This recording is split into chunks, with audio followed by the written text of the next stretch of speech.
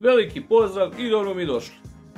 Danas sam odlučio reći par riječi o komentarima. O komentarima pretplatnika na nas youtubere, odnosno na naše videozapise. Vjerujem kako će ovaj video biti zanimljiv, pogotovo svima vama koji ste tek nedavno otvorili svoj YouTube kanal, a i vama koji to tek planirate. Pa da krenemo. Komentari u videozapisima su normalna stvar, odnosno vrlo su poželjni. Što je više komentara, pogotovo oni pozitivni, to je više pregleda, odnosno to je bolje za tebe.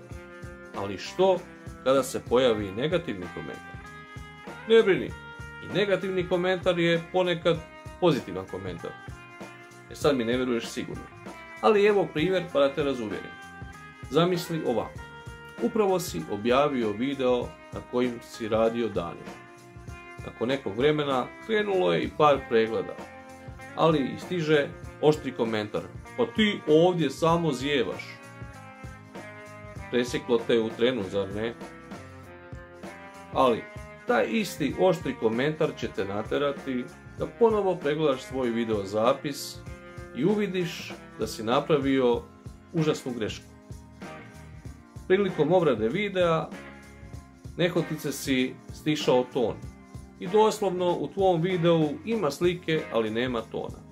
Eto vidiš, isti taj užasni komentar je upravo spasio tvoj video od totalne propasti. Eto, ponekad i loš komentar kada je u dobroj namjeri može ti pomoći više nego 10 dobrih. Ipak, koliko god se mi trudili, nitko od nas nije imun na zlobne komentare. Pa tako ni ja. Evo jedan moj primjer. Prije par mjeseci sam objavio jedan videozapis koji je u nekih 10-ak dana imao oko 20.000 pregleda i preko 1500 sati gledanja. Za jedan mali kanal odlično. Ali isti taj videozapis je dobio komentar u stilu što ti je to, pa to je zadnje smeće, pa što se sramotiš čovječe. Kako sam reagirao? Kako?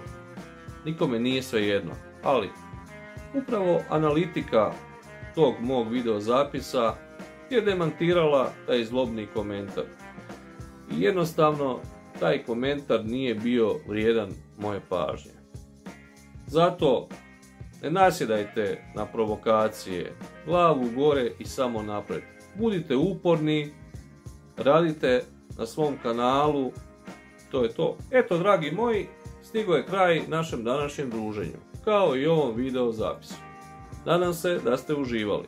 Do sljedećeg videa šaljem vam puno pozdrava.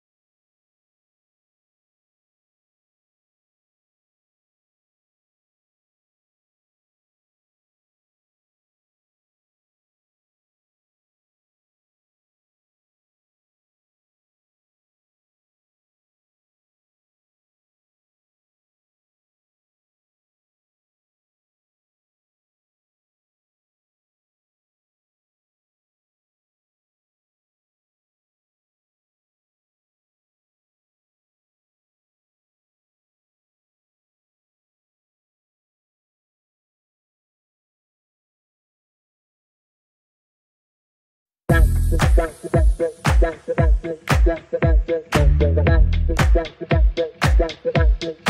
you.